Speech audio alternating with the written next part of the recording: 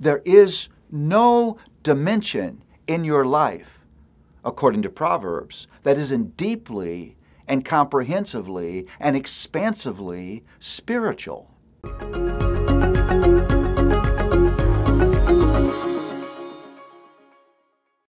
So I think this is a theme that we're now going to look at from Proverbs is particularly helpful for this moment in time. It's the practicality of Godward living.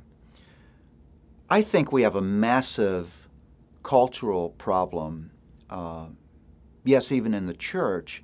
We live with this spiritual, secular dichotomy in our lives. That dichotomy is assumed by way more believers than you may think. It says this, that spiritual things belong to the Lord. That's church.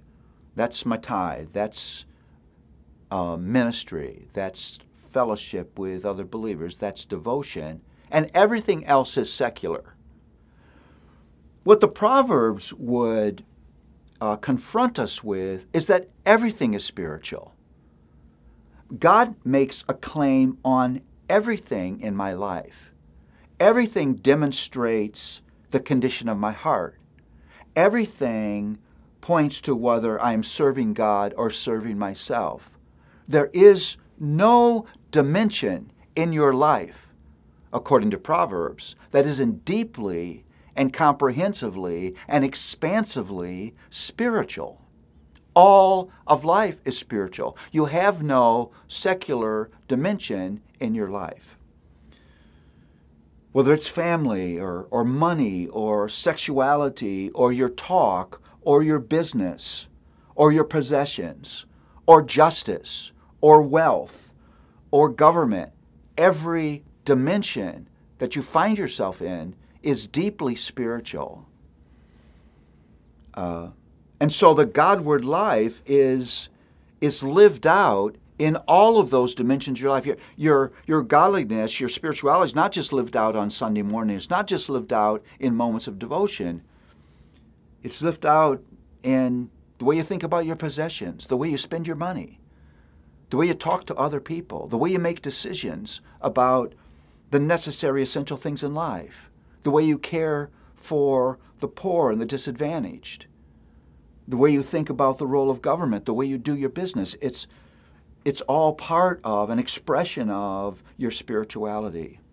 The Godward life, according to Proverbs, is worshipful and obedient and submissive and wise and generous and just and merciful and righteous and faithful and committed to work and pure.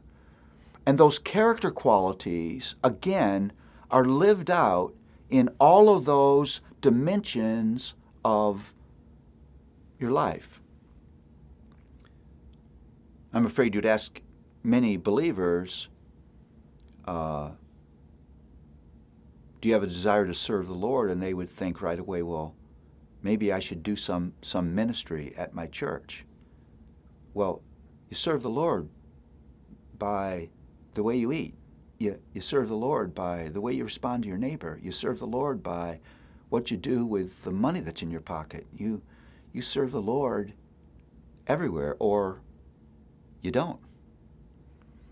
And it's sad when we give the Lord this narrow religious dimension of our lives and we claim everything else belongs to us to do with it as we will. That's just alien to the view of life that is presented in Proverbs. The Godward life is intensely practical, lives in all the places where you live and act and decide and speak and respond every day.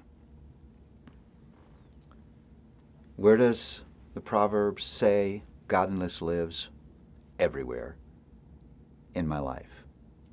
Or godlessness lives everywhere in my life. That's why Jesus said, if you want to follow me,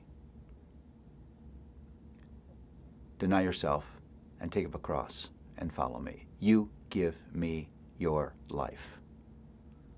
That's godliness. And that is powerfully depicted in the wonderful practicality that's presented to us in Proverbs.